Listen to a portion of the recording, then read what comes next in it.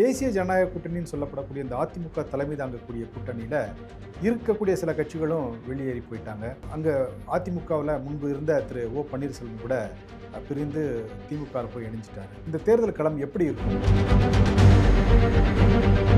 கருணாநிதி அவர்கள் சொல்லுவார்ல, மொத்தமாக 234 தான் இருக்குது, எங்கள் கட்சியிலே 2 லட்சம் பேர் கேண்டிடேட்டுக்கு ஆர்டர் இருக்கான், தோழமை கட்சிகள் தான் முடியும், உங்களுக்கெல்லாம் இடம் கொடுக்காதவங்களாம் என் இதயத்தில் இடம் இருக்குது, ஆட்சிக்கு வந்தோடனே பார்த்துக்கிறேன். இப்போ அந்த டைலாக்கை திரு ஸ்டாலினும் பேசுவார், இதயத்தில் இடம் கொடுப்பார். இதையும் தாண்டி சீட்டு கொடுக்க முடியல, நோட்டை கொடுத்து அந்த சீட்டு கொடுக்க முடியாதுக்கெல்லாம் நோட்டை கொடுத்து சரி பண்ணிடுவாங்க.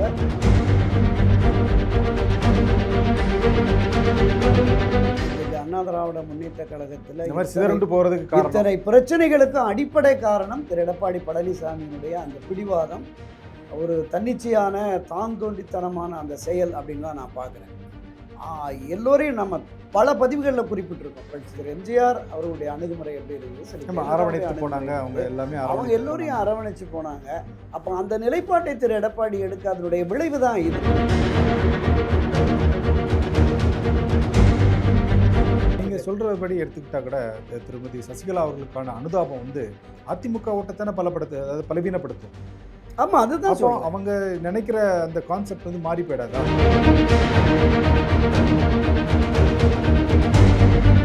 திமுகவுக்கும் அதிமுகவுக்கும் சொல்லப்போனால் தாவேக்காவுக்கு கூட இது வந்து ஒரு முக்கியமான தேர்தல். இதில் இந்த தேர்தலில் வந்து யார் தோல்வி அடைந்தாலும் அவங்களுடைய கட்சி கண்டிப்பாக பாதிக்கப்படும். இப்போ ஏன்னா ஆளுங்கட்சியாக இருக்கக்கூடிய திமுக கூட இன்னும் ஒரு 5 வருஷம் ஆட்சியில் இல்லாட்ட கூட அவங்க சமாளிச்சிருவாங்க. ஆனால் அதிமுகவுக்கு இது மிக மிக முக்கியமான ஒரு தேர்தல்.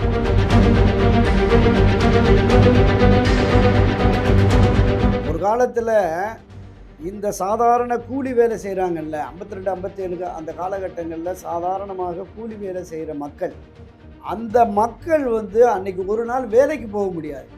அதனால் அந்த பகுதியைச் சேர்ந்த மிக ஒரு 20-30% கூலி வேலை செய்கிற அந்த மக்களுக்கு தான் 8 அணா 1 ரூபான்னு அப்போ கொடுப்பாங்க.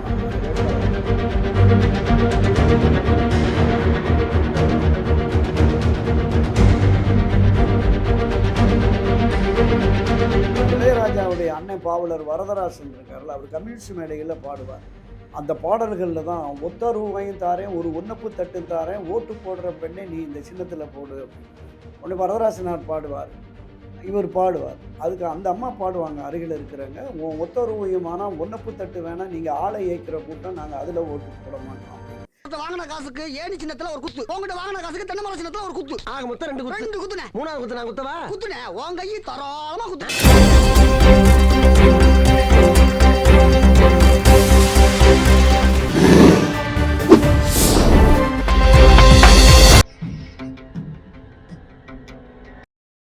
தமிழ் அலை நேயர்களுக்கு வணக்கம். இன்றைய சந்திப்பில் நம்மோடு இணைந்திருப்பவர் திராவிட இயக்க ஆய்வாளர் திரு துரை கருணா அவர்கள். வணக்கம் அண்ணா. வணக்கம். வணக்கம் சகோதரா, நலமா இருக்கீங்களா? நலம் அண்ணா, மகிழ்ச்சி, சிறப்பு. ஆனால் கடந்த 10 ஆண்டுகளாக திமுக கூட்டணி ஒரு இன்டாக்டாக, அதாவது அவங்க கூட்டணி ஒரு வலிமையான கூட்டணியாக இருந்துட்டு வராங்க. காங்கிரஸ் கூட ஒரு சில சுணுக்கங்கள் இருந்தால் கூட வெற்றிகரமாக அவங்களுடைய கூட்டணியை இறுதி செஞ்சுட்டாங்க. இப்போ அந்த ஏற்கனவே இருந்த கூட்டணிகளை விட இப்போ 2-3 கட்சிகள், தேமுதிக, கமலஹாசனுடைய மக்கள் நீதி மையம் உள்ளிட்ட 21 கட்சிகளோட கூட்டணி வச்சு மிக வலுவான நிலையில் களத்தில் இருக்காங்க. ஆனால் தேசிய ஜனநாயக கூட்டணின்னு சொல்லப்படக்கூடிய இந்த அதிமுக தலைமை தாங்கக்கூடிய கூட்டணியில் இருக்கக்கூடிய சில கட்சிகளும் வெளியேறி போயிட்டாங்க.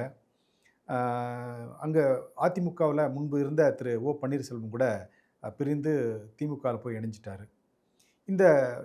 இந்த தேர்தல் களம் எப்படி இருக்கும்னா? அது திராவிட முன்னேற்ற கழகம், அனைத்து இந்திய அண்ணா திராவிட முன்னேற்ற கழகம், இந்த 2 பெரும் அரசியல் கட்சிகள் தான் கடந்த 60 ஆண்டுகளாக ஆட்சி அதிகாரத்தை தீர்மானிக்கும் மாறி ஆட்சி அமைச்சிட்டு இருக்காங்க இருந்தது.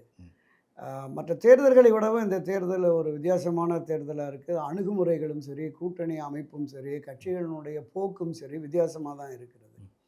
இப்போ திராவிட முன்னேற்ற கழகத்தை எடுத்துக்குவோம். திராவிட முன்னேற்ற கழகம் கிட்டத்தட்ட ஒரு 6 முறை ஆட்சி கட்சியாக இருந்தது. 7வது முறையாகவும் இந்த முறை ஆட்சி அமைக்க வேண்டும் அப்படிங்கிற மாதிரியான தீவிரம் கட்டுறாங்க, நிலைப்பாட்டில் தீவிரமாக களம் இறங்கிட்டாங்க. இப்போ கடந்த காலங்களில் பார்த்தோம்னா திராவிட முன்னேற்ற கழகம் ஆட்சி அமைப்பதற்கு சிபிஐ, சிபிஎம், காங்கிரஸ், பாமக எல்லாம் கூட்டணி அமைத்து வருவாங்க. திமுக ஆட்சியில் அமைந்த உடனே ஒரு 6 மாதம் ஒரு வருடத்தில் அவர்களுக்குள்ள ஒரு பிணக்கு ஏற்பட்டு மனத்தாங்கள் மன வருத்தங்கள் கருத்து மாறுபாடுகள் ஏற்பட்டு அப்படியே வெளியில் வந்து இந்த பக்கம் அதிமுகவோட புரட்சி மரியாதைக்குரிய அம்மா செல்வி ஜெயலலிதா காலத்துலலாம் அதான் நடந்தது. இங்கே வருவாங்க, இங்கேருந்து ஒரு பொது மேடை உருவாக்கி திமுகவுக்கு எதிராக களமாடி அதிமுகவை ஆட்சிக்கு கொண்டு வந்துடுவாங்க. அப்புறம் அதிமுக ஆட்சி அமைஞ்ச உடனே அங்கே ஒரு 6 மாதம் ஒரு வருடம் இந்த அதிமுக ஆட்சி மக்கள் விரோத போக்கில் போகுதுன்னு கொஞ்சம் கொஞ்சமாக வெளியில் வந்தோடனே அவங்கள அப்படியே திரு கருணாநிதி எடுத்து அவர் ஒரு மேடையை உருவாக்கி இவங்களுக்கு இதுதான் மாறி மாறி வந்தது. இந்த சூழல் எப்போ மாறுதுன்னா, பாரதிய ஜனதா கட்சியோடு கடந்த 2021 தேர்தலை எதிர்கொள்வதற்காக அதுக்கு முன்னையே உடன்பாடு வச்சு கூட்டணியில் இருந்தது. அப்போ திராவிட முன்னேற்ற கழகத்தில் இருக்கிற நான் குறிப்பிட்ட அந்த அரசியல் கட்சிகள் காங்கிரஸ், கம்யூனிஸ்ட், விசிக, மதிமுக போன்ற கட்சிகள் பாஜக எதிர் மனநிலையில் இருக்கிறவங்க. ஆக பாஜகவோடு இருக்கிற அனைத்து இந்திய அண்ணா திமுகவுக்கு போக முடியாத சூழல் இருந்ததுனால அதை திமுக கெட்டியாக பிடிச்சிக்கிச்சு. பாசிச பாஜகவுக்கு எதிராக நாங்கள் கொள்கை கூட்டணியை உருவாக்கி இருக்கிறோம், ஒருபோதும் நாங்கள் இந்த நிலைப்பாட்டிலேருந்து மாற மாட்டோம் அப்படிங்கிற மாதிரி கடந்த 9-10 வருஷமாக அப்படியே இருக்கிறாங்க. அப்போ இது அதை காரணம் காட்டி தான் அதிக இடங்களில் திமுக நின்று அறுதி பெரும்பான்மை பெற்று ஆட்சி அமைக்க வேண்டுமென்றால் நாங்கள் கூடுதல் இடத்துல நிற்கணும், அதனால் உங்களுக்கு குறைவான இடங்கள் தர்றேன் அப்படின்னு சொல்லிட்டு ஒரு 25 தொகுதியை 63 தொகுதிகள் வரைக்கும் திமுக கூட்டணியில் இருந்த காங்கிரஸ் கட்சியை 25ஆக சுருக்குறாங்க. அதே போல் மற்ற கட்சிகளுக்கும் கூட மறுமலர்ச்சி திமுக என்பது 22-23 தொகுதியெல்லாம் முன்பு திமுக போட்டிட்டு இருக்கு, அவங்களையும் 6 கொண்டு வர்றாரு. சிபிஐ சிபிஎம்மும் 15-18 ஒரு காலத்தில் 80 21 தொகுதியில் நின்ன கம்யூனிஸ்ட் கட்சிகளுக்கு 6, விசிக ஒரு 10-12 தொகுதியெல்லாம் முன்பு போட்டிகிட்டு இருக்கிறாங்க, அவங்க கேட்ட ரெட்டை இலக்கம் அப்போவுமே கிடைச்சது, அவங்களையுமே 6, மதிமுகவுக்கு 6, சிபிஐ சிபிஎம் மதிமுக எல்லாருமே 6-6ன்னு எல்லாமே சுருக்கிறதுக்கு வந்து பாஜக அதுதான் பாரதிய ஜனதா கட்சி உள்ளே வந்துடக்கூடாது, அதனால் நாம் எதிர்க்கிறோம். பாரதிய ஜனதா கட்சியோடு அனைத்து இந்திய அதிமுக கூட்டணி வைத்திருக்கிறதுனால அவங்களோடையும் போக முடியாதுங்கிற ஒரு நெருக்கடியான நிலையில் தான் இது உருவாச்சு. அப்போ நெருக்கடியான நிலை உருவான இந்த சூழலில் வெற்றி பெற்று ஆட்சி அதிகாரத்துக்கு வந்துட்டாங்க. 7வது முறையாகவும் திமுக ஆட்சி அமைக்கணும்னு இந்த கூட்டணி அப்படியே இருக்கணும், கூட்டணி தான் வெற்றி தோல்வியை தீர்மானிக்கிறது அப்படிங்கிற ஒரு நிலைப்பாடு வந்துருச்சு தமிழக அரசியலில். அந்த நிலைப்பாட்டை உடைச்சி சாதனை பண்ணது செல்வி ஜெயலலிதா அவர்கள் தான். நம்ம பார்த்தோம் 2014 நாடாளுமன்ற தேர்தல், 2016 சட்டமன்ற தேர்தலில் தனித்து போட்டியிட்டு அந்த ஒரு மகத்தான வெற்றி, இந்தியாவின் 3வது பெரிய கட்சியாக நாடாளுமன்றத்தில் கொண்டு போய் நிலைநிறுத்துகிறாங்க. தமிழ்நாட்டில் 37 இடங்கள் நாடாளுமன்றத்தில் வெற்றி. அதே போல் 2016 சட்டமன்ற தேர்தலையும் ஒரு 134 இடங்களில் வெற்றி பெற்று மீண்டும் ஆட்சி. அப்படி அதாவது 32 ஆண்டுகளுக்கு பிறகு புரட்சி தலைவர் எம்ஜிஆர் தான் 77, 80, 84 சாத்திய கூட்டணி கட்சிகளே இல்லாம தனித்து நின்று ஒரு வெற்றியை பெற்று ஆட்சி கட்சியை மீண்டும் ஆட்சி கட்சிங்கிற நிலைப்பாட்டை உருவாக்கிட்டாங்க. அந்த சாப்டர் அப்படி முடிஞ்சிருச்சு. இப்போ இந்த கூட்டணியை தக்க வைத்துக் கொள்வதற்கு பகீரத பிரயத்தன திமுக எடுக்க வேண்டியது ஆயிடுச்சு. நம்ம பார்த்தோம் கடந்த 6 மாதங்களாக இந்திய தேசிய காங்கிரஸ் கட்சி என்பது எந்த அளவுக்கு அவங்களுக்கு நெருக்கடி கொடுத்ததுங்கிறத பார்த்தோம். ஆட்சியில் பங்கு, அதிக இடங்கள் அப்படிங்கிறதுலாம் இருந்தது. இன்னும் விசிக, மதிமுக, சிபிஐ சிபிஎம் எல்லாமே இரட்டை இலக்கம் அப்படிங்கிற மாதிரி தான் சொன்னாங்க. அப்போ இந்த தேர்தலிலும் கூடுதல் இடங்கள் 160க்கு குறையாமல் போட்டியிடணும்னு திமுக விரும்புது. அப்போ மீதம் உள்ளது 40-30 நாள் ஒரு 74 தொகுதிகள் தான். இந்த 74 தொகுதிகளில் இந்த இருக்கிற எல்லா கட்சிகளுக்கும் பெரிய கட்சின்னு ஒரு 7-8 கட்சிகள் இருக்குது, சிறிய கட்சிகள் 1 இடம் 2 இடம், இந்த 1 இடம் 2 இடம்லாம் உதயசூரியனில் போட்டு அது திமுக லைனில் வந்துடும். மற்ற கட்சிகளுக்கு தான் இவங்க சின்னம் ஒதுக்க வேண்டிய கட்சிகளுக்கு இருக்கும். அப்போ அந்த நிலைப்பாட்டில் ஒவ்வொருத்தராக நீங்கள் குறிப்பிட்டது மாதிரி இருக்கிற இந்த கட்சிகளை தாண்டி புதிதாக வந்த மக்கள் நீதி மையம் தேமுதிகவை இந்த பக்கம் கொண்டு வந்துட்டாங்க. தேமுதிகவுக்கும் ஒரு கணிசமான இடங்கள் கொடுக்குறோம். அவங்களுக்கு ராஜ்யசபா கொடுத்ததுனால சட்டமன்றத்தில் 5-6 எவ்வளோ கொடுத்தாலும் சரிங்கிற மாதிரி தான் அவங்க ஒத்துக்கிட்டாங்கன்னு. அப்போ இதை தாண்டி திரு கருணாநிதி அவர்கள் சொல்லுவார்ல, மொத்தமாக 234 தான் இருக்குது, எங்கள் கட்சியில் 2 லட்சம் பேர் கேண்டிடேட்டுக்கு ஆள் இருக்கான், தோழமை கட்சிகளோடு தான் முடியும், உங்களுக்கெல்லாம் இடம் கொடுக்காதவங்கலாம் என் இதயத்தில் இடம் இருக்குது, ஆட்சிக்கு வந்தோடனே பார்த்துக்கிறேன். இப்போ அந்த டயலாக்கை திரு ஸ்டாலினும் பேசுவார், இதயத்தில் இடம் கொடுப்பார். இதையும் தாண்டி இந்த கூட்டணி கட்சிகளுக்கு பார்ட்டி ஃபண்டுன்னு கொடுக்க ஆரம்பிச்சிட்டாங்க. சிறிய கட்சிகள்லேருந்து பெரிய கட்சிகள் வரைக்கும் வெளிப்படையாக அக்கௌண்ட்லேயே போட்டாங்கல்ல கடந்த தேர்தலில் 15 கோடி 10 கோடி. சீட்டு கொடுக்க முடியல, நோட்டை கொடுத்து அந்த சீட்டு கொடுக்க முடியாதுக்கெல்லாம் நோட்டை கொடுத்து சரி பண்ணிடுவாங்க. 6 இடம் 8 இடம் கேட்டால் 2 இடம் 1 இடம்னு கொடுத்து மீத தொகையை கொடுத்து அவங்கள சரி கட்டிடுவாங்க. அதனால் அதுதான் இப்போ வெற்றி தோல்வியை தீர்மானிக்கிறது என்பது தேர்தல் களத்தில் வாக்காளர் கொடுக்குற பணத்தையும் தாண்டி கட்சிகளுக்கு பணம் கொடுத்து தக்க வைக்கிற அந்த ஃபார்முலாவும் இப்போ ஒர்க் அவுட் ஆயிடுச்சு அப்படின்னு பார்க்குறோம். இது திராவிட முன்னேற்ற கழகத்தினுடைய நிலைப்பாடு. இவர்கள் இருக்கிற கட்சியும் போகாது, வெளியில் இருக்கிற கட்சிகளையும் இணைத்து வெளியில் விடாமல் வச்சுக்கிட்டாங்க. நீங்கள் சொல்கிறத பார்த்தா தேர்தல் என்பது ஜனநாயகம் கிடையாது, இனிமேல் பணநாயகம் தான். நான் பல பதிவுகளில் குறிப்பிட்றேன்ல, இன்றைய தேர்தல் என்பது வர்த்தக சூதாட்ட கழகமாக மாறிவிட்டது. அது நம்ம துரதிர்ஷ்டம். ஜனநாயக ரீதியில் மக்களால் தேர்ந்தெடுக்கப்படுற ஆட்சி தான் மக்கள் விரும்புகிற ஆட்சியை கொண்டு வரணும் அப்படின்னு. அவர்கள் செலவழிக்கிறவர்கள் எவ்வளவு அதிகமாக செலவழிக்கிறார்களோ அதுக்கு தக்கவாறு மக்கள் தேர்ந்தெடுக்கக்கூடிய ஒரு போக்கு மாறிடுச்சு. அது வந்து வாக்காளர்களும் காசு, வாக்கு கேட்க போட கட்சிகளுக்கும் காசுங்கிற மாதிரி கொண்டு போய் போட்டாங்க. அது அப்படியே திமுக அப்படியே எந்த பக்கம் வருவான். இப்போ அனைத்து இந்திய அண்ணா திமுகவுடைய நிலை என்ன? தமிழ்நாட்டில் புரட்சி திரு எம்ஜிஆர் செல்வி ஜெயலலிதா காலத்தில் ஆகப்பெரிய அரசியல் கட்சி திராவிட முன்னேற்ற கழகத்தை விடவும் கட்டமைப்பில், தொண்டர் பலத்தில், நிர்வாகிகளில் அதுதான் இருந்தது. மக்கள் ஆதரவுலையும் அதுதான் முதன்மை இடம். எல்லா விதத்திலும் அதிமுக சில சாதனைகளை வந்து புரிஞ்சிருக்காங்க. நிச்சயமா அது தனித்து நின்று சாதனை புரிஞ்சதிலும் சரி, வாக்காளர்கள் அதாவது தொண்டர்களை, கட்சி தொண்டர்களை வைத்ததிலும் சரி, ஜெயித்ததிலும் சரி, வாக்கு வித்தியாசங்கள் ஜெயித்ததிலும் சரி, எல்லாத்துலேயும் ரெக்கார்டு இருக்குது அதிமுகவில். முழுக்க மிகப்பெரிய அளவில் ரெக்கார்டு இருக்குது. புரட்சி திரு எம்ஜிஆரும் சரி, செல்வி ஜெயலலிதா அவர்களும் சரி, கட்சியை கட்டுக்கோப்பாக வைத்திருந்தார்கள். மிகப்பெரிய ஆளுமை, மக்கள் செல்வாக்கு அவர்களுக்கு. 100% தொண்டர்களின் ஒருமித்த ஆதரவு இருந்தது.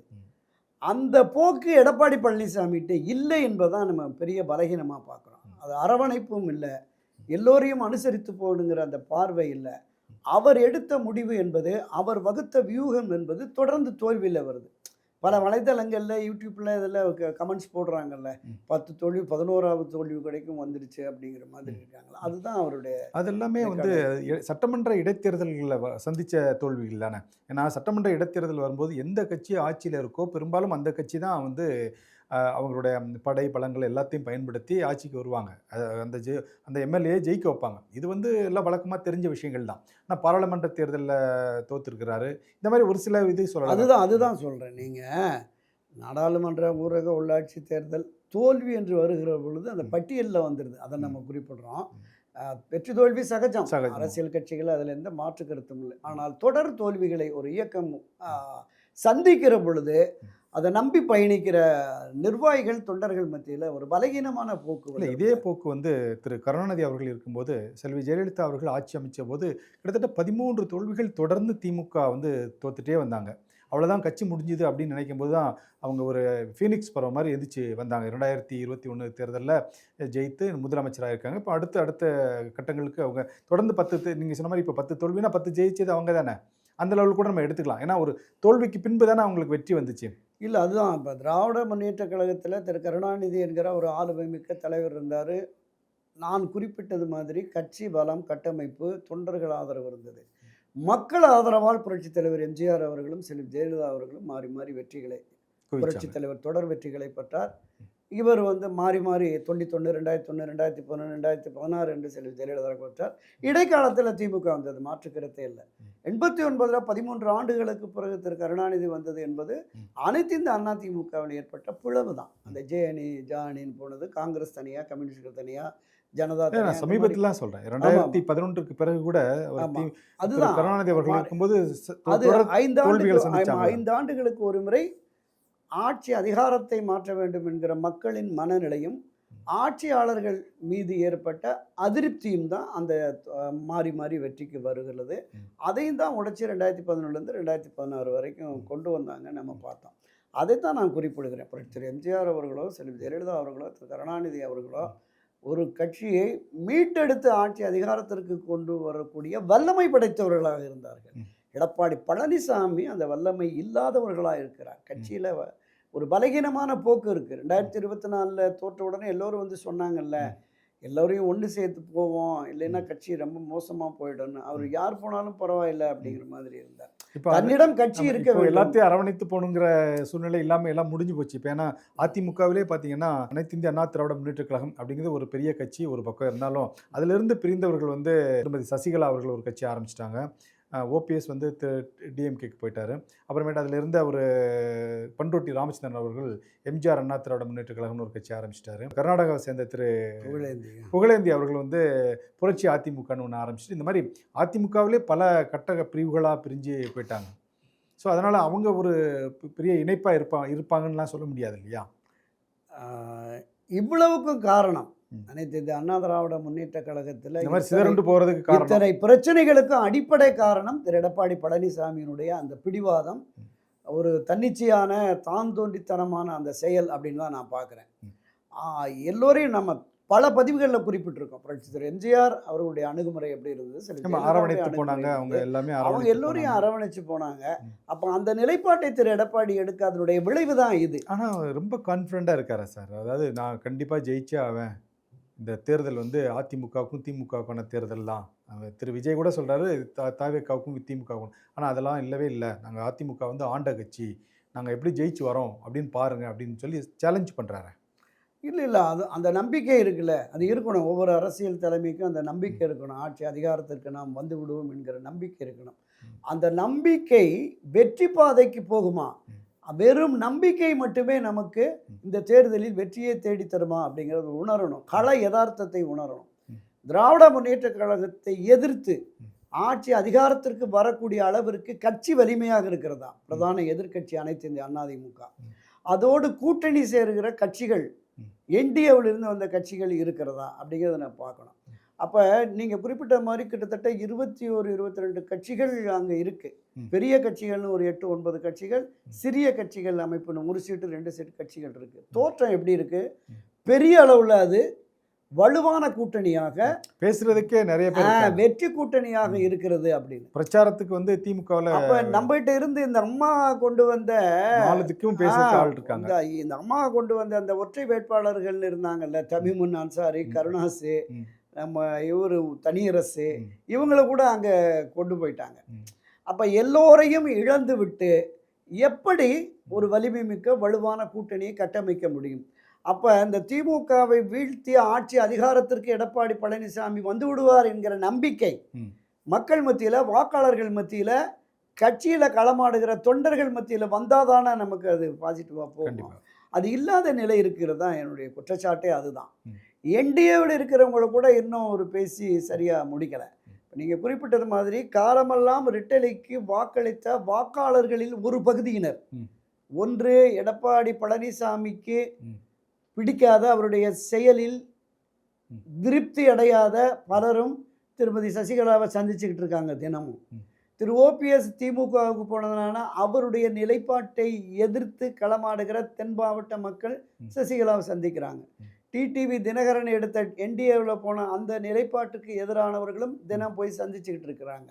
இதை தாண்டி அவர் கடந்த வாரம் பசும்பொன்னில் அங்கே பேசின பேச்சு இருக்குல்ல, திரும்ப சசிகலா அவர்கள் பேசிய அந்த உருக்கமான பேச்சு, நான் முதலமைச்சராக அமைத்திட்டு போன ஒருத்தருக்கு நான் ஒரு துரோகம் பண்ணலை, ஆனால் தொடர்ந்து எனக்கு துரோகம், என்னுடைய மார்பிலும் முதுகிலும் ஈட்டியால் குத்தி என்னை காயப்படுத்தி விட்டார்கள் அப்படின்னு அவங்க பேசின அந்த உருக்கமான பேச்சு இருக்குல்ல. தன் கணவன் மறைவுக்கு அவருடைய பரோலில் அவர் உடல்நல குறைவாக இருக்கிற போது சந்திக்க விடலை, மரணத்திற்கு பிறகு அந்த காரியம் செய்யக்கூட என்னை அனுமதிக்கலை அப்படிங்கிறது. அது வந்து டெல்டா மாவட்டம், தென் மாவட்டங்களில் இருக்கிற அந்த சமுதாயம், குளத்தூர் சமுதாயத்தை தாண்டி பொதுவெளிகளில் மக்கள் மத்தியில், குறிப்பாக பெண்கள் மத்தியில் இருக்குது. ஒரு அந்த அவங்களுடைய பேச்சு வந்து மக்கள் மத்தியில் ஒரு பெரிய தாக்கத்தை ஏற்படுத்தி, அனுதாபம் கலந்த ஆதரவு நிலைப்பாட்டை உருவாக்கி இருக்குது. நான் போனேன், இப்போ ஒரு வாரமாக தென் மாவட்டத்தில் தான் இருந்தேன், அது ஏற்படுத்தி இருக்கிறது. அப்போ அதே மக்கள் என்ன சொல்கிறாங்க, நீங்கள் இத்தனை, அதாவது நீங்கள் ஜெயிலிருந்து வந்து கிட்டத்தட்ட 10 வருடங்கள் ஆக போகுது, அதை சொல்கிறாங்கல்ல. ஆனால் நீங்கள் இது வரைக்கும் அமைதியாக இருந்துட்டு அதுதான் சொல்கிறாங்கல்ல, கட்சி மறுபடியும் பிரிஞ்சு போயிடக்கூடாது, எல்லாரையும் ஒன்று சேர்த்து நம்ம எப்படியாவது அம்மா ஆட்சியை கொண்டு வருவோம், தலைவர் வழியில் அந்த ஆட்சியை நடத்துவோம் அப்படின்னு தான் இவ்வளோ காலம் பொறுமை காத்துக்கிட்டு இருந்தேன். இனி பொறுக்க முடியாதுங்கிற நிலை வந்ததனால இந்த நிலைப்பாட்டை எடுத்திருக்கேங்கிறாங்க. ம். எந்த அளவுக்கு அவருக்கு ஆதரவாளர்கள் போகிறார்கள், எந்த அளவுக்கு அவரால் வெற்றி சாத்தியம் என்பது நம்ம தேர்தலில் தான் தெரியும். ஆனால் ஒரு முயற்சியை மேற்கொள்கிறார். நான் சொன்ன இந்த 4 பிரிவு ஆதரவு இருக்குல்ல, அது ஒரு கணிசமான அளவுக்கு ஒரு 7-8% வாக்குகளை கொண்டு போயிடும். அப்படியே அது நீங்க சொல்ற அதிமுக ஆதரவு நீங்க வாக்கு. சொல்றபடி எடுத்துக்கிட்டா கூட திருமதி சசிகலா அவர்களுக்கான அனுதாபம் வந்து அதிமுக ஓட்டத்தானே அதாவது பலவீனப்படுத்தும். ஆமா, அதுதான் அப்போ சொல்றேன். அவங்க நினைக்கிற அந்த கான்செப்ட் வந்து மாறி போயிடாதா? இல்ல ஏற்கனவே இப்ப வந்து இந்த கட்சியை வந்து சிதைச்சிடக்கூடாது. அதாவது புரட்சித் தலைவர் எம்ஜிஆரும் அம்மா அவர்களும் உருவாக்கி இந்த கட்சியை வந்து எந்த சூழ்நிலையிலும் சிதைச்சிடக்கூடாதுன்னு சொல்லி இத்தனை நாள் பொறுமையாக இருந்தாங்க. இப்போ அந்த பொறுமையை விட்டு போனதுனால அவங்க எடப்பாடியை வந்து திரு எடப்பாடி அவர்களை வந்து எதிர்ப்பதற்காக இந்த அதிமுக கட்சியை அழிக்கணும்னு அப்படிங்கிற ஒரு முடிவுக்கு வந்துட்டா அதை எப்படி ஏற்றுக்குவாங்க மக்கள்? இல்ல. இப்ப என்னன்னா, இப்போதைக்கு ஆட்சியை கைப்பற்றதை விட கட்சியை கைப்பற்ற வேண்டும் அப்படிங்கிற நிலைப்பாட்டுக்கு வந்துட்டாங்க. ம். கட்சியை கைப்பற்றிட்டா அப்புறமா நம்ம ஆட்சி அதிகாரத்தை பார்த்துக்கலாம். தொடர் பிடிவாதத்தால கட்சியை அழிவு பாதைக்கு எடப்பாடி பழனிசாமி கொண்டு செல்லுகிறார். ம். அவரிடமிருந்து கட்சியை மீட்டு நம்ம அப்புறமா நம்ம வேலைகளை பார்த்துக்குவோம் அப்படிங்கிற மாதிரி. ம். அப்போ முதல்ல ஒரு அதுக்கு துரோகியை சட்டப்பூர்வமா இல்லை சார், நீங்கள் வந்து வழக்கு தொடக்கணும், அந்த கட்சியை அவர்கிட்ட இருந்து கைப்பற்றணும். ஆனால் அவர் தேர்தலை தோக்கடிச்சிட்டா அந்த கட்சியில் டைலூட் ஆகி அதுதான் சொல்றேன். இப்ப தொண்டர்கள், நிர்வாகிகள் மத்தியில இந்த தேர்தலில் தோல்வி அடைந்தால் திரு எடப்பாடி பழனிசாமிக்கு எதிரான ம். அந்த 2024ல் ஒரு 6 பேர் போர்க்குரல் எழுப்பி போய் அவர்கிட்ட வலியுறுத்தினாங்கல்ல, ம். அதை விடவும் மிகப்பெரிய அளவில் மாநில, மாவட்ட, நகர, ஒன்றிய நிர்வாகிகள் பலருமே ம். இந்த முறை தோற்று திமுக ஆட்சிக்கு வந்ததுன்னா அதிமுக கட்சியை நடத்த முடியாத அளவிற்கு மோசமா போயிடும். ம். அப்படிங்கிற போது அங்க எதிர்ப்பு குரல் திரு ஆமாம், எடப்பாடி நீங்கள் சொன்ன பாயிண்ட் பழனிசாமிக்கு வந்து வருகிற ரொம்ப போது கரெக்டான பாயிண்ட் தான். நானும் ம். அதை நீங்கள் சொல்கிறத ஏற்றுக்கிறேன். எப்படின்னா திமுகவுக்கும் அதிமுகவுக்கும் சொல்லப்போனால் தாவேக்காவுக்கு கூட இது வந்து ஒரு முக்கியமான தேர்தல். இதில் இந்த தேர்தலில் வந்து யார் தோல்வி அடைந்தாலும் அவங்களுடைய கட்சி கண்டிப்பாக பாதிக்கப்படும். இப்போ ஏன்னா ஆளுங்கட்சியாக இருக்கக்கூடிய திமுக கூட இன்னும் ஒரு 5 வருஷம் ஆட்சியில் இல்லாட்ட கூட அவங்க சமாளிச்சிருவாங்க. ஆனால் அதிமுகவுக்கு இது மிக மிக முக்கியமான ஒரு தேர்தல். அதே மாதிரி ஏன்னா அவங்க நம்பி இருக்கக்கூடிய நிர்வாகிகளுக்கும் தொண்டர்களுக்கும் இவருடைய பலத்தை கண்டிப்பாக பலத்தை காட்டியாகக்கூடிய வேண்டிய சூழ்நிலையில் அந்த கட்சி இருக்குது. அதே மாதிரி தான் தாவேக்காவுக்கும் புதுசாக போயெல்லாம் கட்சியில் சேர்ந்துருக்காங்க, இணைஞ்சிருக்காங்க. இந்த கட்சி ஒரு பிரம்மாண்டமான வெற்றியை பெறும் அப்படிங்கிற ஒரு நம்பிக்கையோடு இருக்காங்க. பட் இந்த தேர்தல் களத்தில் இது இரண்டுமே நடக்காமல் போனால் அதிமுகவும் டைல்யூட் ஆகிடும், தாவேக்காவும் டைல்யூட் ஆகிடுமே. இல்லை, அதுதான் சொல்ல வரேன். இப்போ ஒரு பிரதான எதிர்க்கட்சி என்கிற அந்தஸ்தில் இன்னைக்கு அனைத்து இந்த அதிமுக போயிட்டு இருக்கு. மீண்டும் ஆட்சி கட்சியாக வருவதற்கு அந்த கட்சியை தலைமையை வகித்து நடத்துகிற எடப்பாடி பழனிசாமி முன்னின்று முயற்சி மேற்கொள்ள வேண்டும். திரு ஓபிஎஸ் அவர்களும் திருமதி சசிகலா அவர்களும் என்ன சொன்னாங்க, மீண்டும் கழக ஆட்சி அமைய வேண்டும்னால் நம்மளாம் ஒன்றிணைந்து பயணிப்போம் அப்படின்னு தான் சொன்னாங்க.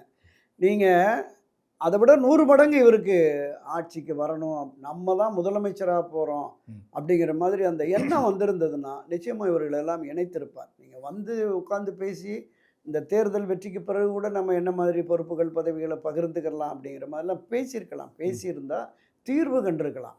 பாஜக கூட அதான் சொல்லிடுறாங்க. டெல்டா மாவட்டம், தென் மாவட்டங்களில் பெரிய அளவில் இவங்களுக்கான வாக்கு வங்கி இருக்குது. அது நமக்கு ஒரு பெரிய சேதாரத்தை ஒரு 50-60 தொகுதியில் நம்ம கூட்டணிக்கு சேதாரத்தை ஏற்படுத்துங்கிற மாதிரிலாம் சொல்லி அமித்ஷா, பியூஷ் கோயல், நிர்மலா சீதாராமன் சொல்லியிருக்காங்க. ஆனால் எடப்பாடி பழனிசாமி அவங்க வந்தால் சரியாக வராதுங்க, நான் பார்த்துக்கிறேன், நான் வியூகம் வைக்கிறேன். இப்போது நேற்றைக்கு தகவல் என்னென்னா, மீண்டும் தாவேக்காவுக்கு தூது விடுறாங்க. எடப்பாடி பழனிசாமி தரப்புலேருந்து தாவேக்காவுக்கு தூது போகுது, அவங்கள எப்படியாவது கொண்டு வந்துடுவோம், கூட்டணி ஆட்சிக்கும் தயார் என்கிற மாதிரி எடப்பாடி தரப்பு வந்து போய் பேசியதாக நமக்கு தகவல் இருக்குது. அது உண்மை தெரியல, அது வெளியில் வந்தால் தான் தெரியும். அப்போ இத்தகைய பலகீனமான நிலையில் இருக்கிற பொழுது எப்படி வெற்றி சாத்தியம் என்று நம்பிக்கையோடு எடப்பாடி பழனிசாமி பயணிக்கிறார் அப்படிங்கிறது தான் நமக்கு ஒரு பெரிய கேள்வியாக இருக்கிறது.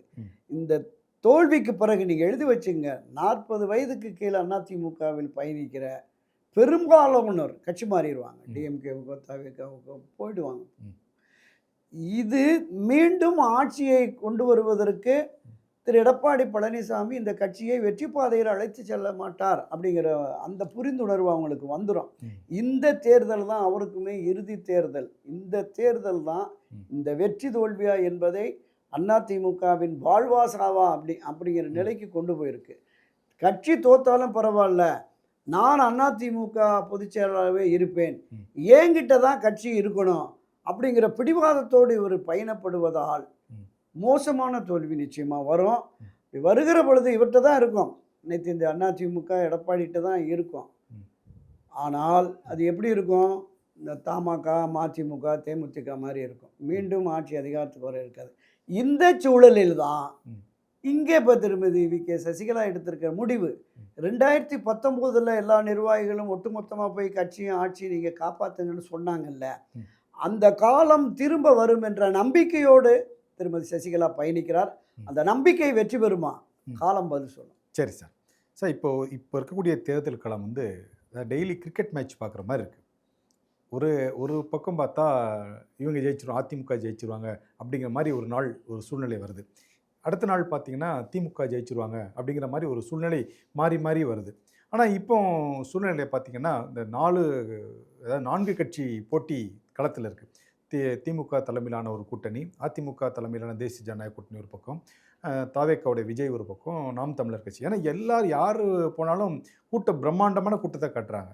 ஆனால் உண்மையிலே என்ன தான் நடக்க போகுது சார் தேர்தல் களத்தில்? இல்லை, நம்ம தொடக்கத்தில் பேசினது தான். கள யதார்த்தம் என்பது திராவிட முன்னேற்றக் கழகம் தன்னுடைய கட்டமைப்பை வலுப்படுத்தி தேர்தல் வியூகங்களை சரியாக வகுத்து ஆட்சி ரீதியாகவும் கட்சி ரீதியாகவும் பல கோடிக்கணக்கான ரூபாயை செலவழித்து அவர்கள் வெற்றி பாதையில் பயணிக்க தொடங்கி விட்டார்கள். கிட்டத்தட்ட 8 மாதத்துக்கு முன்பே அவங்க களம் இறங்கிட்டாங்க. அதை எதிர்கொண்டு வெற்றியை பெறுவதற்கு வலிமை மிக்க அண்ணா திராவிட முன்னேற்றக் கழகம் இல்லை, வலுவான கூட்டணியும் இல்லை. அதனால் திராவிட முன்னேற்றக் கழகம் ஆட்சி அதிகாரத்திற்கு வரக்கூடாது என்று பலரும் விரும்புகிறார்கள். மக்கள் கூட அதிருப்தி இருக்குது. ஒரு ஆன்டி இன்கம்பன்சிங் ஆமாம், இருக்குது. நான் தான் நம்ம போன பதிவிலே சொன்னோம்ல, பலரும் போராட்ட களத்தில் தமிழ்நாட்டில் இருக்கிற 52 துறைகள் தொடர்பான அத்தனை அரசூழியர்கள், ஆசிரியர்கள், மருத்துவர்கள், செவிலியர்கள் எல்லாமே போராட்ட களம். மக்கள் மத்தியிலேயும் அதிருப்தி இருக்குது.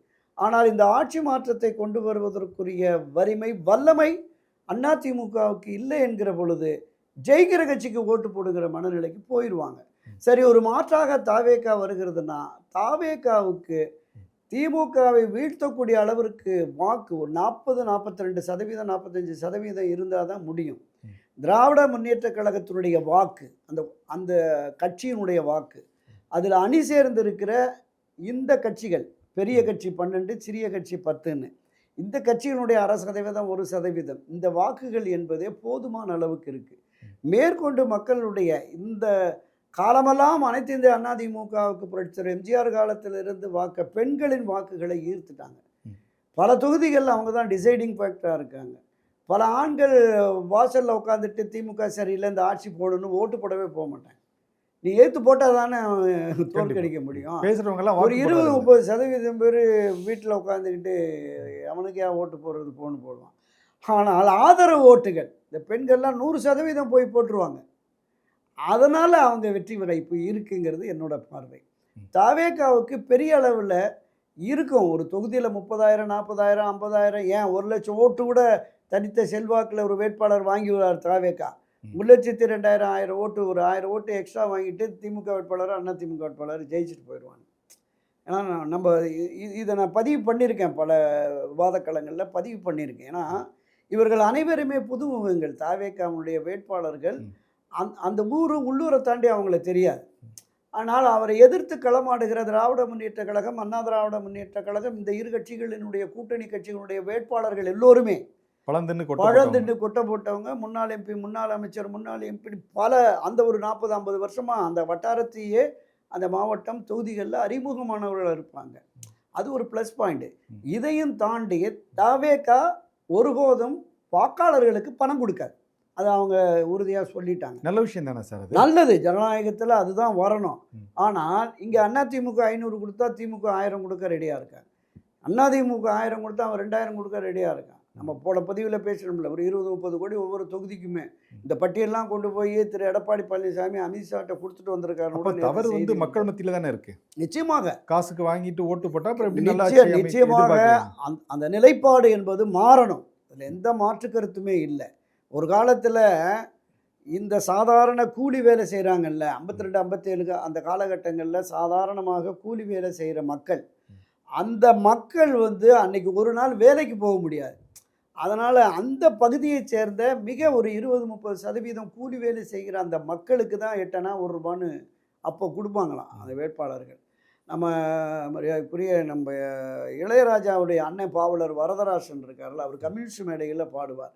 அந்த பாடல்களில் தான் ஒத்த ரூபாயும் தாரேன், ஒரு ஒன்னப்பு தட்டும் தாரேன், ஓட்டு போடுற பெண்ணை நீ இந்த சின்னத்தில் போடு அப்படின்னு.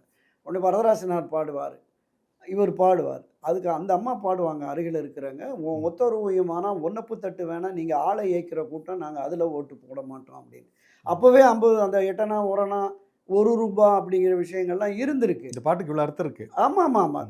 அது என்ன ஆயிடுச்சுன்னா அப்படியே காலப்போக்கில் பரவலாக்கப்பட்டு விட்டது. எப்போ பரவலாகுதுன்னா, இந்த 80, 90களில் இடைத்தேர்தல்கள் வர்ற பொழுது, இடைத்தேர்தல் வெற்றி என்பது ஆளுங்கட்சிக்கு முக்கியம் என்பதால் அவங்க வாக்காளர்கள் எல்லோருக்குமே இடைத்தேர்தலில் பணம் கொடுக்குற அந்த விஷயத்தை 200, 300, 500 தொடங்கினாங்க. அந்த இடைத்தேர்தல் வெற்றி என்பதை தக்க வைத்துக் கொள்வதற்காக ஆட்சி கட்சி செய்த அணுகுமுறை, ஆட்சியவே தக்க வச்சுக்கணும் அப்படின்னு சொல்லி பொது தேர்தல்லையும் விநியோகத்தை ஆரம்பிச்சிட்டாங்க. துரதிர்ஷ்டவசமாக மக்களும் அதுக்கு அடிமையாயிட்டாங்கன்னு தான். இப்போ நீங்கள் காசு கொடுக்கலன்னா யாருமே ஓட்டு போட வரமாட்டாங்களே, அந்த நடந்திருக்கு. நீங்கள் பக்கத்து ஊரில் வேட்பாளர் பணம் கொடுத்துட்டார், 3 நாள் ஆச்சு எங்கள் ஊருக்கு வரல, வேட்பாளரை பணம் கொடுக்க வைங்கன்னு சாலை மறியலில் ஒரு கிராமமே ஈடுபட்டு. இந்த அண்மையில் திருவள்ளூர் மாவட்டத்தில் போன தேர்தலில் நினைக்கிறேன், பக்கத்து தெருவுக்கு ₹500 கொடுத்துருக்காங்க, எங்கள் தெருவில் 300 தான், மிச்சம் 200 வந்தால் தான் ஓட்டு போட வருவோன்னு சொல்லி உட்காந்துட்டாங்க வீடுகளில். இல்லை, மக்கள் இந்த மனநிலையில் இருக்கும்போது ஆட்சிக்கு வர துடிக்கிறவங்களும் காசு கொடுக்க தான் செய்வாங்க. அப்புறம் காசு வாங்கிட்டு ஓட்டு போட்டாங்கன்னா அந்த ஆட்சி சரியில்லை, அது சரியில்லை, இது சரியில்லைன்னு சொல்கிறதுக்கு என்ன ரைட்ஸ் இல்லை? அதுதான் சொல்கிறேன், ஜனநாயகத்தினுடைய மிகப்பெரிய இழுக்கு, அவமானம், அதை மாற்று கருத்தே இல்லை. இந்த நிலை மாறணும்னா பொதுமக்கள் தங்களுடைய நிலைப்பாட்டில் மாறணும். இதை தாண்டி அதிகாரிகள் மாறணும், அரசு அலுவலர்கள் மாறணும், அரசியல் கட்சி தலைவர்களும் மாறணும்.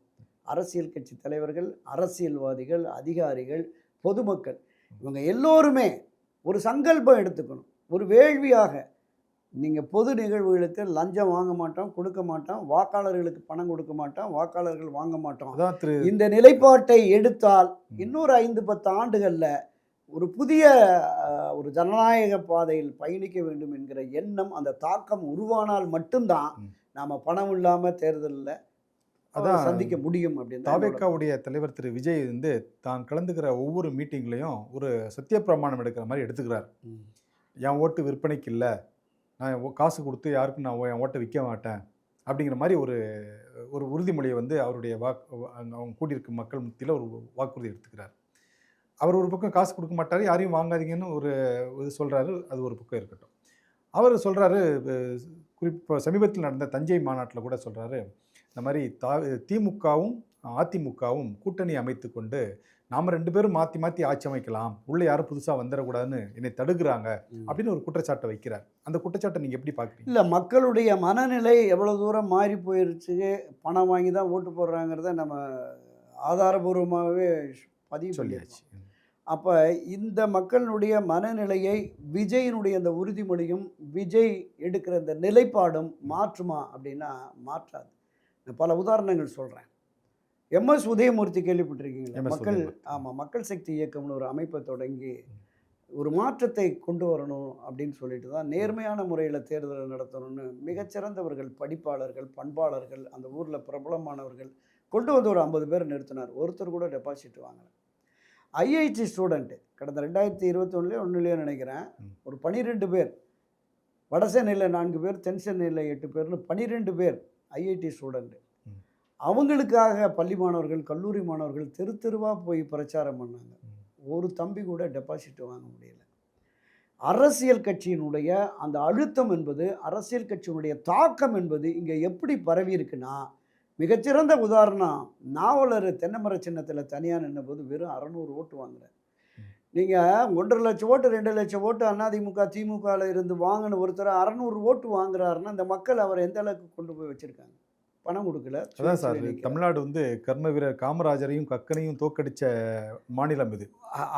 அதுதான் சொல்கிறேன். நம்ம எல்லாரும் வாட்ஸ்அப்லேயும் ஃபேஸ்புக்லேயும் யூடியூப்லேயும் வரக்கூடிய வீடியோக்களை பார்த்துட்டு ஆஹா என்ன அருமையாக பேசுகிறாரு அப்படின்னு எல்லாம் சொல்லுவாங்களே தவிர அதுபடி நடந்துக்க யாருக்குமே இல்லை. அது வேதனையான விஷயம். எதிர்கால தலைமுறை நிச்சயம் இதை எதிர்கால தலைமுறையினராலும் இந்த மாதிரியான உறுதிப்பாட்டை, இப்போ உதாரணத்துக்கு தமிழ் தேசியம் பேசுகிற தம்பி சீமான் அவர் களமாடுறார் 5-6 தேர்தலில் தொடர்ந்து. அவருடைய பேச்சும் அவருடைய நடையும் அவருடைய ஆமாம். இது அப்போ பார்த்தீங்கன்னா அவர் கிட்டத்தட்ட 2% இப்போ தான் ஒரு 6-7 தேர்தலுக்கு பிறகு இப்போ தான் 8.5% வந்து ஒரு அங்கீகாரம் கிடைச்சிருக்கு. ஸோ அந்த மாதிரியான ஒரு புதிய போக்கில் ஒரு புதிய மாற்றத்தை உருவாக்க விரும்புகிறவர்கள் பின்னால் அணிவகுக்கிற பொழுது பொதுமக்களும் வாக்காளர்களும் வருகிற பொழுது மாற்றம் வரும். அந்த மாற்றத்தின் மூலமாக ஒரு நல்லாட்சி வருங்கிற நம்பிக்கை மக்கள் மத்தியில் வரும். இல்ல, ஆனா இதுவே இது இன்னொரு எப்போ 4-5 நடக்குங்கிறது தான் இல்ல, பெரிய இதுவே 4-5 தொடர்ந்து ஒரு 4-5 தேர்தலில் அவர் வாக்கு மட்டும் 2%, 3%, 4% இன்க்ரீஸ் ஆகிட்டு இருந்தாருன்னா அவர் எத்தனை காலம் தான் ஆட்சி இது கட்சி நடத்த முடியும்? முடியாது. நம்பி பின்னால் எத்தனை பேர் தான் இருப்பாங்க? அதுதான் நான் சொல்றேன் தொடக்கத்துல இருந்தே. மாற்றத்திற்கான 40 தலைவர்கள் வராங்க, கடைசி அவங்க ஆமா. மாறிட்டு வெளில போயிடுறாங்க. ஆமாம். நீங்கள் இப்போ இதையும் தாண்டி ஆட்சி மாற்றத்தை கொண்டு வருகிறீர் என்று களத்துக்கு வந்த பாட்டாளி மக்கள் கட்சி 80களில் வந்தது, முடிஞ்சிருச்சு, முடியலை. 90களில் வந்த மதிமுக அவங்களும் முடியலை. விஜயகாந்த் வந்தார், அவருமே மாற்றத்தை கொண்டு வர்றேன். திரு கருணாநிதி, அம்மா செல்வி ஜெயலலிதா காலத்திலே அவர் வந்தார், அவராலையும் முடியலை. என்ன காரணம்? திராவிட முன்னேற்றக் கழகம், அனைத்து இந்திய அண்ணா திராவிட முன்னேற்றக் கழகம், இந்த 2 பெரும் அரசியல் கட்சிகளும் கட்டமைப்பில் வலுவாக இருக்கிறது. இவங்களுக்கு சாதாரண கிராம குக்கிராம கிளையிலிருந்து தமிழகம் வரைக்குமே பல லட்சக்கணக்கான நிர்வாகிகள் இருக்காங்க. அவங்க மக்களோடு பயணிக்கிறார்கள். அவங்களுக்கு தான் ஓட்டு போடணுங்கிற மனநிலை வந்துடுச்சு. உள்ளூர் பிரச்சனைக்காக அவங்க தான் குரல் கொடுக்குறாங்க. ஸோ இந்த போக்கு என்பது மிகச்சிறிய அளவில் களத்துக்கு வருகிற தவேகா விஜய் அவர்களுக்கோ அல்லது சீமானுக்கோ இல்லை. அப்போ இந்த நிலைப்பாடு மாறணும்னா இந்த 2 பேரும் அரசியல் கட்சியில் பயணிக்கிற அடுத்த தலைமுறையினர், அந்த இளைஞர்களாவது ஒரு சரியான நேர்வழியில் ஜனநாயக ரீதியில் நாம் பயணித்து தேர்தலை எதிர்கொள்ள வேண்டும் என்கிற சங்கல்பத்தை எடுத்தால் அது ஒரு நல்ல மாற்றத்தை கொண்டு வரும். மாற்றம் வருமா பொறுத்திருந்து பார்ப்போம் சார். கடைசியாக இறுதியாக ஒரு கேள்வி உங்ககிட்ட. இப்போ என்ன ராஜ்யசபா வேட்புமனு எல்லாம் தாக்கல் பண்ணி முடிச்சிட்டாங்க.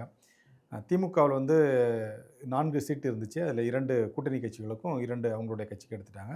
அதிமுகவில் இருக்கக்கூடிய 2 வாய்ப்புகளுக்கு வந்து ஒன்று பாமகவுக்கும் இன்னொன்று தம்பித்துரை அவர்களுக்கு கொடுக்கப்பட்டிருக்கு. தம்பித்துறைக்கு கொடுக்கப்பட்ட இந்த சீட்டில் கொஞ்சம் ஜெயக்குமார் மன வருத்தத்தில் இருக்கிறதாக ஒரு தகவல் இருக்கு. இல்லை, ஜெயக்குமார் மட்டுமல்ல, இந்த நாடாளுமன்ற ராஜ்யசபை இடத்தை எதிர்பார்த்து பலரும் நின்றிருந்தாங்க. திருமதி கோகுலேந்திரா ஆகட்டும், வைகை செல்வன் ஆகட்டும், பொன்னையன் ஆகட்டும், செம்மலை உட்பட பலருமே இந்த ராஜ்யசபாவுக்காக காத்திருந்தார்கள். அவருக்கு எல்லோருக்குமே அதிருப்தி, கோபம் இருக்குது. கடந்த முறை ஜெயக்குமாருக்கு 2 இருந்து கடந்த முறையும் சிவி சண்முகத்துக்கு 1, ஜெயக்குமாருக்கு 1 தான் எடப்பாடி பழனிசாமி உறுதியளித்திருந்தார். ஆனால் தென் மாவட்டங்களில் ஒரு மிகப்பெரிய தோல்வி இருந்ததுனால அந்த பகுதி பிரதிநிதிக்கு வேணும்னு திரு ஓபிஎஸ் ஒருங்கிணைப்பாளராக இருந்த காலகட்டத்தில் அவர் போராடி தர்மரை அவருக்கு நாடாளுமன்ற உறுப்பினராக கொண்டு வந்தார். தர்மரும் இப்போ வந்து இங்கே ஐக்கியமாயிட்டார். இந்த சூழலில் ஏறத்தாழ 80கள் தொடங்கி ஒரு 40-45 ஆண்டுகளாக நாடாளுமன்றத்தில் தொடர்ந்து மக்களவை, மாநிலங்களவை என்று பயணிக்கிற தம்பித்துறையை தொடர வேண்டுமா, மற்றவங்களுக்கு கொடுக்கலாமே அப்படிங்கிறது ஜெயக்குமாருக்கு அந்த வருத்தம் இருக்குது. ஆனால் கட்சி தலைமை என்ன ஃபீல் பண்ணுறாங்கன்னா, டெல்லியில் லாபி பண்ணுறதுக்கு ஒரு திறமையானவர் வேணும், அனுபவம் வாய்ந்தவர், பல முறை அங்கே நாடாளுமன்ற உறுப்பினராகவும் மக்களவை துணைத் தலைவராகவும் இருந்திருக்கிறாரு. அப்போ அனுபவம் வாய்ந்த ஒருவர் டெல்லி பாலிடிக்ஸ் முக்கியம். அதனால் அதுக்கு ஒரு எக்ஸ்பீரியன்ஸ் ஹேண்ட் வேணும்னு அவரை மறுபடியும் கொண்டு போயிட்டாங்க. இன்னொன்று, அன்புமணிக்கு ஏற்கனவே அளித்த உறுதியின்படி என்னென்னா, கூடுதல் சட்டமன்ற இடங்களை கேட்கிறவர்களுக்கு ஒரு ராஜ்யசபா கொடுத்துட்டு ஒரு 4-5 தொகுதி குறைச்சிடுறாங்க. அது வந்து இப்போ அதிமுகவுக்கு கூடுதல் இடங்களில் போட்டியிடுறதுக்கு வாய்ப்பு. இப்போ திமுகவிலையும் அதுதான், அதிகமான இடங்களை சட்டமன்றத்தில் கேட்குற போது இதை கொஞ்சம் குறைச்சிக்கங்க அப்படின்னு சொல்லிட்டு ஒரு ராஜ்யசபாவை கொடுத்துட்றாங்க. ஸோ அந்த அடிப்படையில் காங்கிரஸுக்கு ஒரு ராஜ்யசபா கொடுத்துட்டாங்க. அவருடைய இன்னொரு கட்சி தேமுதிகவுக்கு, தேமுதிக இரட்டை இலக்கம் வேணுன்றாங்க. ஒற்றை இலக்கம் தான் முடியும், ஒரு ராஜ்யசபா வச்சுக்கங்க அப்படின்னு. ஒரு சாமர்த்தியமான அணுகுமுறையாக தான் பார்க்குறேன். இந்த நாடாளுமன்றத்தில் ராஜ்யசபா சீட்டை காரணம் காட்டி தங்களுக்கு பிரதான கட்சிகள் கூடுதல் இடங்களை பெற்றுக்கொள்வதற்கான ஒரு விசேஷமான அணுகுமுறையாக தான் இதை நான் பார்க்குறேன். இது உள்ளுக்குள்ளே புகைச்சல் இருந்துக்கிட்டு இருக்கும், அதிமுகவில் புகைச்சல் இருந்துக்கிட்டு இருக்கும். தேர்தல் வருகிற பொழுது அதை சரிப்படுத்திடுவாங்கன்னு தான் நான் நம்புகிறேன். இதை தாண்டி இடப்பங்கீடு, தொகுதி பங்கீடுலாம் நிறைய பிரச்சனைகள் வரும். அதை எப்படி சமாளிக்க போகிறார் எடப்பாடி என்பதை பார்த்துக்கலாம். ஓகே சார், நம்பிக்கையோடு இருப்போம் சார். நன்றி, வணக்கம். நன்றி, வணக்கம்.